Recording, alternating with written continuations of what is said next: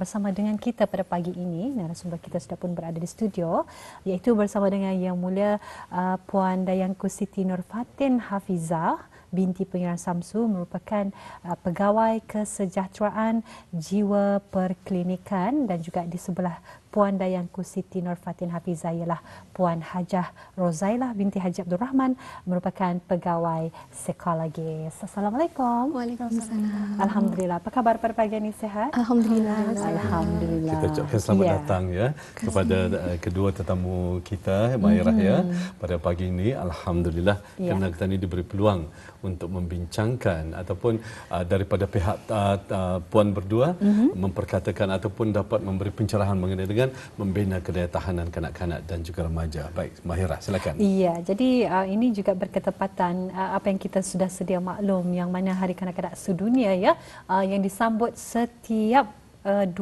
November. Betul. Jadi ada lebih kurang 5 hari sahaja lagi untuk sambutan Hari Kanak-kanak Sedunia, dan pada tahun ini membawa temanya ialah For Every Child, Every Right.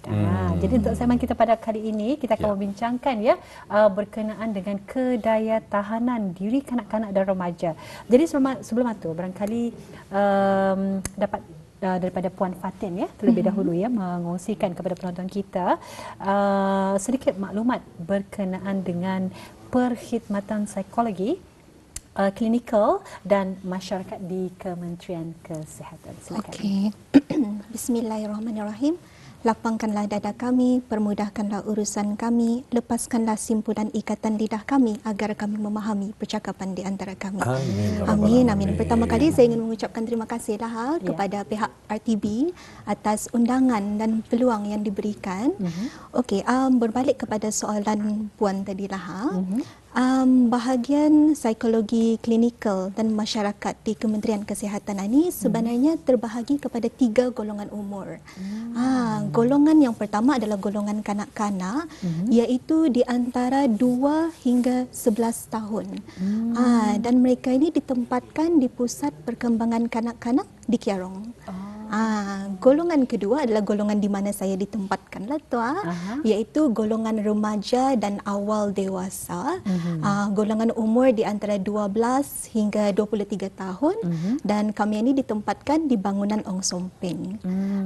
Golongan yang terakhir sekali adalah golongan di mana Puan Rozailah ditempatkanlah, golongan dewasa 24 tahun ke atas juga di bangunan Ong Somping. Jadi kita boleh nampak di sinilah yang bahagian psikologi ini bukan sahaja bekerjasama dengan kanak-kanak ataupun remaja, tetapi juga dengan golongan ibu bapa, guru-guru dan orang awam, bagi memastikan yang kanak-kanak dan remaja di negara kita ini mendapat hak mereka masing-masing dan membesar menjadi individu yang berdaya tahan selaras dengan moto bahagian psikologi di negara kita, iaitu menginspirasikan harapan, meningkatkan kedaya tahanan. Baik, Alhamdulillah.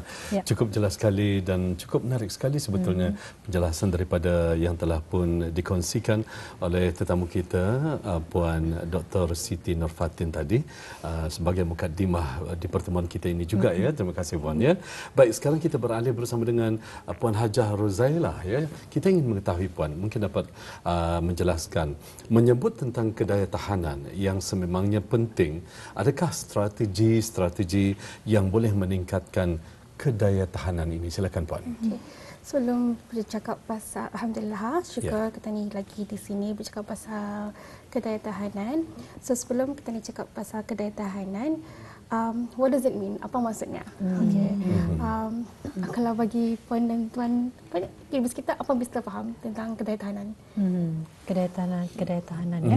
Kalau tadi ianya tergolong daripada golongan kanak-kanak, kemudian remaja ke golongan remaja ke dewasa, dan yang akhir sekali dewasa 24 tahun, kedaya tahanan. Tapi mungkin barangkali lebih pada menjurus kepada imunisasi kali. Macam mana? Itu kalau itu macam medical imunisasi kekuatan kan? badan. Kekuatan badan. So macam kalau mental termasuk kedaya tahanan juga Puan. Kedaya tahanan yang kita ni kan cakapkan ialah kalau in English, dalam bahasa Inggeris is resilient. Okey. Kalau dalam bahasa Melayu yang selalu saya guna pakai ya tahan pukul. So macam kan kalau sekarang ni macam kalau lihat kenapa dia perlukan daya tahan ni, kita ni punya dunia ini sangat mencabar. Perlu daya tahan yang kuat lah. So, mentaliti yang kuat lah. So kadang-kadang macam kalau kadang-kadang kita lihat ada orang banyak, oh yang payah aku mencari kerajaan, give up aku saja. Macam tu. So kita ni orang ini mempunyai sikap yang senang give up. Dan kadang-kadang macam juga ia juga akan membagi kita ni punya kanak-kanak dan remaja kita ni supaya indah sikap acuh indah acuh. Kadang macam biarkan sajalah, malas saja let the flow macam tu. So we don't want to have that lah. Kita ni nombor kita ni mau anak-anak kita ni future leaders kita ni mempunyai kedaya tahan yang kuat yang dapat kita ni dapat membawa we know that belia itu kita lihat negara itu maju, kita lihat kepada belianya. Betul. So kalau bila kita ni tertahan, insya-Allah kita ni punya negara kan insya-Allah akan menjadi maju, membangkitkan agama kita ni, bangsa kita ni dan apatah lagi negara kita ni insya-Allah. So why kita ni ingin bercakap tentang strategi kedaya tahanan ni sebenarnya banyak saja. So salah satunya yang akan dibincangkan hari ini ialah yang selalu kerap kali kami gunakan lah, yang saya gunakan ialah dari Erikson, iaitu psychosocial development, stages of psychosocial development. Okay, so dalam Erikson ini ia ada menceritakan ia ada berapa peringkat untuk individu itu melalui supaya menanai nilai-nilai dalam kehidupan orang. So kalau dalam gambar ada share darjah yang okay, so that kalau ikut umur diorang, so yang pertama kita ni akan membagi nilai hope, harapan kepada anak-anak, kepada individu itu pada umur dari kecil hingga 18 bulan. Lepas tu berturutan dengan hingga umur sampai ketua lah. So ini ada yang kedua, ia cakap keinginan, will. Ketiga, purpose, mempunyai hala tuju. Yang keempat, competence. Yang kelima, fidelity, kesetiaan. Yang keenam, love, kecintaan. 7, care, kemudian dan 8, wisdom. So yang ini salah satu strategi yang kami gunakan lah. So sekiranya macam strategi ni, kalau kita ni indah, kalau seseorang individu tu ia indah mendapat mencapai masa ya dalam umur itu, dan untuk peringkat seterusnya is very hard for you. So macam kita it's very diperlukanlah lihat kepada inilah menurut kepada strategi ni, menurut kepada teori ini. Walau bagaimanapun juga ada juga kita ni boleh guna one of the things yang I want to more share juga, kita ni boleh ambil cara didik Saidina Umar. Okey, Saidina Umar ada kalau kepada 4 stages tu yang macam kalau 7 tahun ke bawah kita ni anak tu dibelai, ditanai, dimanjai, dan yang kalau 8 ke 14 jadikan macam jadi hamba. So kita ni ajar jadi bidikan lah. Macam tu. Sekali dari 15 ke 21 jadi macam musuh. Dia pulang the trust, tapi it's more on selidiki. Kan kalau sudah umur macam sudah pintar ini kan dia beritahu indong tu selalu ditapis-tapis. So macam indong pun mesti pandai menapis, pandai je mensidik-sidik lah, tanpa macam tanpa membuat anak tu rasa indah dipercayai. Macam tu. Sekali lepas tu, lepas 20 tahun ke atas, anak tu kita ni jadi macam sahabat lah, jadi macam geng. Macam tu. Okay. So kalau kan cakap pasal as mentioned tadi, memang kalau cakap pasal strategi ini memang pasal lah. So kalau akan mau tahu lagi, barangkali pergi kursus-kursus, it's something ada yang adalah boleh dibaca lagi di dalam internet. Tapi ini yang boleh diguna pakai. And then kalau bagaimanapun secara summary-nya, okay, untuk menanai, untuk meningkatkan kedaya tahanan anak-anak dan remaja ini, kita ni pertama yang paling penting ialah anak-anak yang di bawah kita ni itu mesti kita ni bagi yang basic necessity, yang paling basic lah, iaitu rumah yang selamat. Okey. Rumah yang selamat, nada gangguan bukannya saja di luar tapi di dalam juga. Okey. Satu yang selamat. Kedua, makan minumnya cukup. Okey. Makan minum cukup, and then pakaian. So ini yang yang penting ni dulu. So alhamdulillah insya-Allah bukannya bagi yang branded tapi yang cukuplah sederhana tu yang memang okey saja untuk anak tu. Kalau baju tu kalau compang-compang itu indahlah, kesian johkan anak tu. Kata ni Allah bagikan rezeki untuk bagikan ia untuk supaya ia tu sempurna, supaya kita dididik dengan sempurna, kan Syah? So itu ia punya right, itu haknya anak itu. Dan yang kedua, cara untuk menanai dorang ini meningkatkan dorang punya kedaya tahanan ni dah. Kita ni bagi space, bagi ruang dan masa untuk dorang belajar. Okay, so kadang-kadang walau bagi ruang dan masa. So macam kadang-kadang ibu belajar kan, ia belajar. Jangan tahu. Kadang-kadang macam kalian akan melap-melap mata. Jangan tahu melap-melapnya. Agak tak belajar macam tu. Tapi macam biarkan tewa macam tu. Okay. So however, walaupun diorang akan mencuba tu, kita ni mesti pastikan diorang selamat lah. Okay? Mestikan keadaan tu selamat. Macam kanak-kanak telatai tu kan. Kadang-kadang ada tu indong-indong sama nini-nini lah.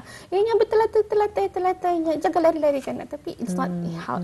That's already diorang punya cara ingin belajar. So it just make sure diorang tu dalam keadaan selamat lah. Dan juga yang ketiga ialah bagi pujian. Jangan tarik pujian lah. Okay? Kalau kanak-kanak itu, kalau pujian itu bagi dorang a sense of confident, rasa mencapai sesuatu. Kalau diajar bukan bagi kalau dipuji itu bukan like good person, you good girl. It's more on the process of the job. Like lawa bisa good mengelap macam. So the process. So instead of that person, kita ni akan apa yang dia buat itulah kita ni bagi pujian itu. So jangan karib bagi puji lah. Dan kadang-kadang kita ni jangan jual kadang-kadang marah kan. Mesti je kita ni pandai-pandai marah tu indah bercakap dengan kesan. Kadang-kadang terkeluarkan macam kadang-kadang rasa macam kesan. Kadang-kadang kanak-kanak ni diorang bermain-main ada keluar bahasa kesan. Betul. So macam dari mana dia belajar tu. So that berkemungkinan diorang ada belajar daripada orang sekeliling diorang. So kita ni dah macam itulah. Okay. So and then yang keempat itu bagi diorang peluang bagi pendapat. Macam kadang-kadang kanak-kanak ni diorang suka bertanyakan dan bagi pendapat. And then ada semasa dulu saya ada berjumpa diorang anak ada ibu bapa ni kadang tanya kenapa ya macam mana, kenapa ya macam ni and then ibu bapa tu cakapnya diam kok kalau betul tu. So macam that's not how we should ajar lagi bercakap. And then apa yang kalau salah tu kita ni betulkan. And then the fifth point ialah yang sekarang ini kita ni perlu ajar juga anak-anak kita ni pasal keselamatan lah. Anak-anak kita ni ialah the safe touch and no touch zone. Okay. So itu sebenarnya boleh diajar dari 2 tahun sudah. Okay. Jadi dalam arti kata lain mungkin secara ringkasnya bersiap siaga dalam menghadapi mungkin keberangkalian, maksudnya macam-macam dalam apa sahaja situasi terutama bermula daripada anak Damit, kemudian remaja, kemudian dewasa pula. Mungkin kita ni beralih pula seketika bersama dengan Puan Dayanku Siti Nur Fatin seketika. Baik, silakan Mahira. Jadi mungkin ada perkara-perkara yang boleh mengurangkan kedaya tahanan di golongan kanak-kanak ni, Puan.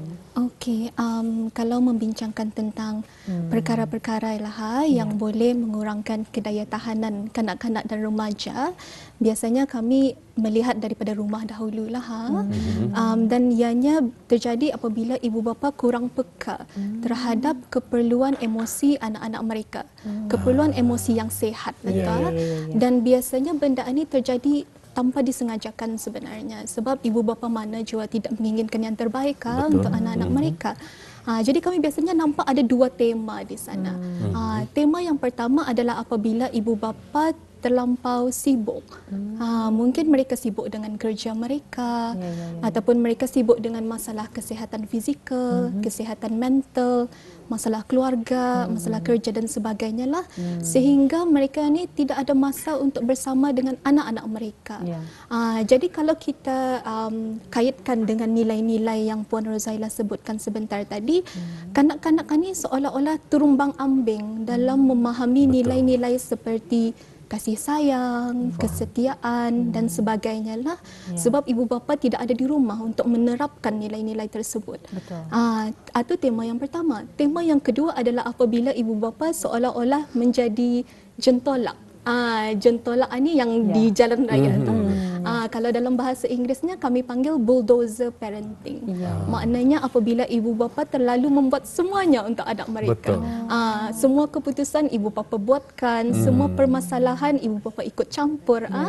Jadi anak ni tidak ada ruang ataupun peluang untuk membuat sesuatu sendiri.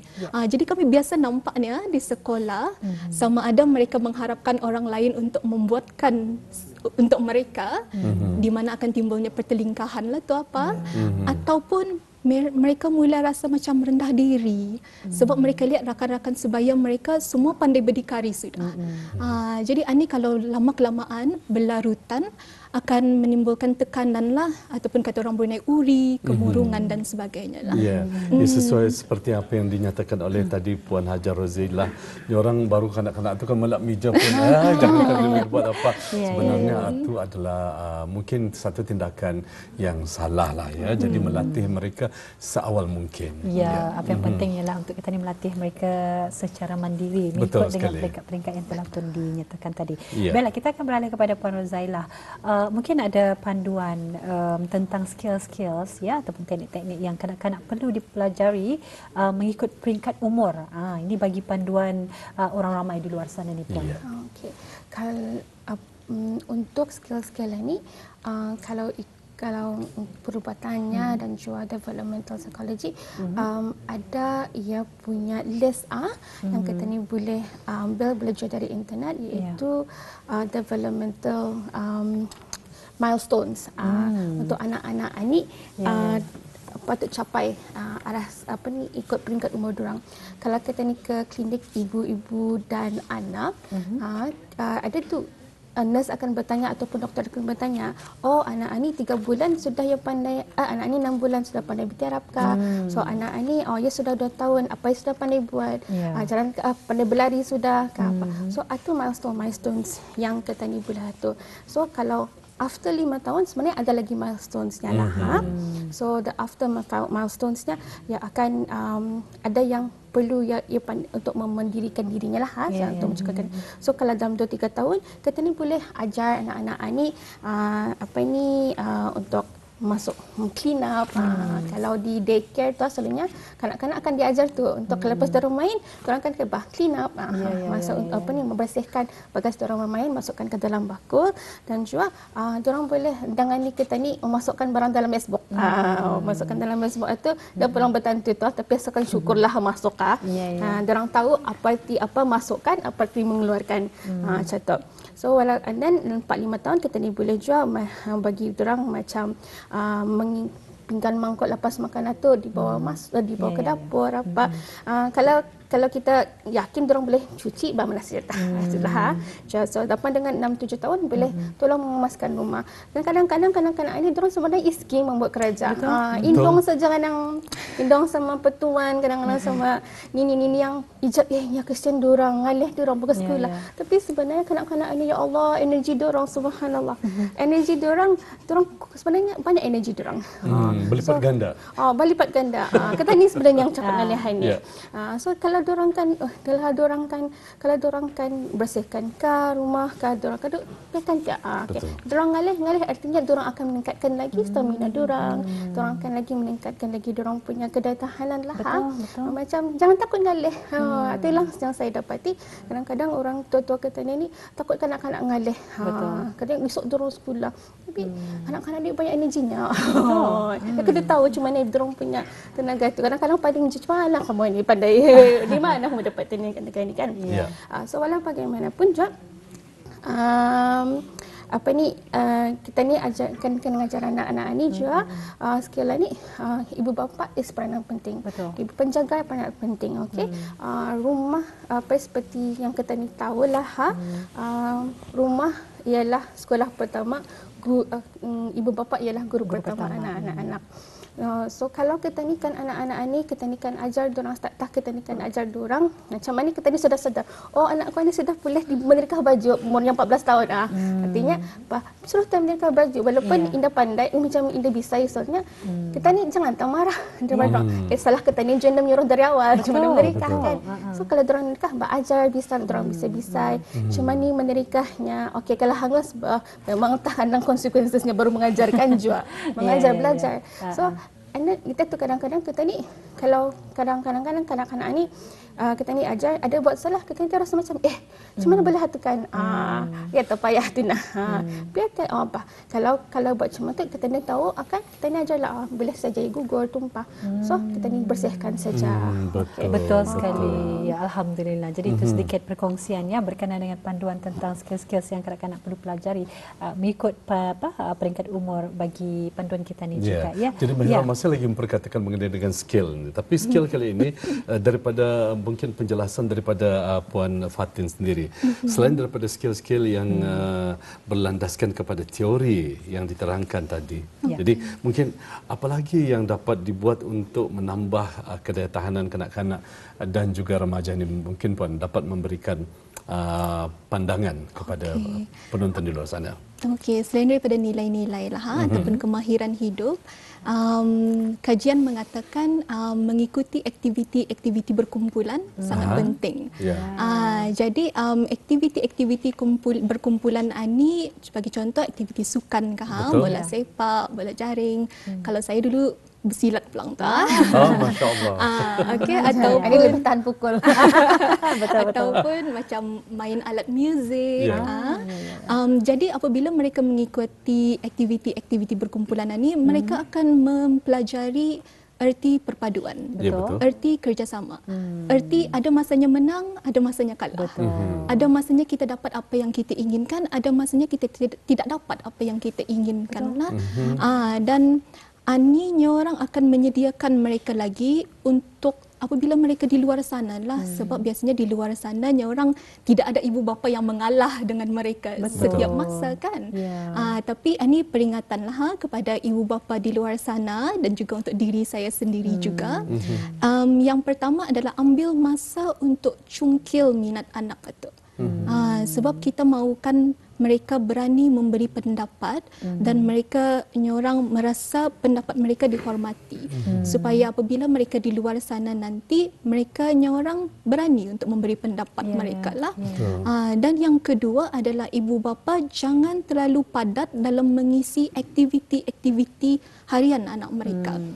Seperti yang Puan Rozailah katakan sebentar tadi, perkara asas jangan sampai tidur, makan, pulang tolak tepi kata orang. Solat pun tolak tepi. Betul tu. Jadi saya selalu mengingatkan klien-klien dengan saya bekerja sama lah. Aktiviti-aktiviti yang baik ni umpama air. Kurang memudaratkan, lebih melemaskan. Jadi jangan terlampau padat lah. Jika diperhatikan juga dewasa ini banyak lepasan mahasiswa dan juga mahasiswi mereka berinisiatif untuk menubuhkan satu teamwork dalam membersihkan kawasan-kawasan pantai dan juga yang seumpamanya. Ini satu tindakan yang terpuji sebetulnya. Jadi tindakan-tindakan begini lebih kita ni beri pendedahan kepada remaja khususnya Mahira. Dan akan menjadi ikutan pada adik-adik mereka nanti. Alhamdulillah. Jadi nampaknya kita ada masa lagi lebih kurang 1 minit saja lagi. Dengan mungkin keterbatasan waktu. Jadi 1 minit untuk dari Puan Rozailah sendiri. Alhamdulillah, syukurlah kepada dibagi peluang ini. So di sana untuk kita ni semua pelajaran kita ni semua dan ibu bapa di sana untuk meningkatkan daya tahanan anak-anak dan remaja kita ni jangan berhenti belajar. Sampai diorang 18 tahun pun carry on belajar. Pasal it's a lifelong learning lah. Dan juga untuk hari kanak-kanak sedunia ini for every child every right, ini kewajipan kita ni sebagai ibu bapa penjaga untuk bagi right. Bagi even meningkatkan kedaya tahanan diorang ni is their right juga. Dan ingatlah amanah kita ni. Kalau kita ni dah mencapai amanah kita ni, apa kita ni kan as a Muslim, apa kita ni akan jawab kepada Allah SWT nanti, apa yang Allah telah bagi kepada kita ni. Dan yang mention before that, yang mention tadi kan, solat pun kadang-kadang kita lupakan. Actually ia membagi resilient je lah, membagi kedaya tahanan, macam bangunkan subuh tu payah kali lah. Lihat. So bagi, and then diorang bagi rutin juga 5 kali sehari tu. Dan itu insya-Allah kalau ada bagi kesempatan lagi, kita ni akan bolehlah boleh bertanya arah psikologi ataupun kaunselor di sekolah, cuma untuk menolong anak-anak ketania ini supaya lebih daya tahan, insya-Allah. Terima kasih. Ya, alhamdulillah. Ada masih sedikit waktu bersama dengan Puan Fatin sendiri. Kurang daripada 1 minit. Okey, apa soalannya? Mungkin ada pandangan. Kata-kata terakhirlah ya. Saya ingin menekankan lagi apa yang Puan Rozailah katakan sebentar tadi. Apabila kita dikurniakan anak, ianya sebenarnya adalah salah satu amanah daripada Allah. Allah pilih kita untuk ada anak. Tidak semua orang ada anak kan? Betul. Jadi peganglah amanah itu sebaik-baiknya. Ya, alhamdulillah. Jadi apa pun kita ucapkan terima kasih ya kepada Puan Dayangku Siti Nur Fatin, Hafizah dan juga Puan Hajar Rozailah dengan perkongsian yang cukup menarik berkenaan dengan membina kedaya tahanan kanak-kanak dan remaja. Terima kasih sekali lagi. InsyaAllah kita akan berjumpa lagi. Assalamualaikum warahmatullahi wabarakatuh.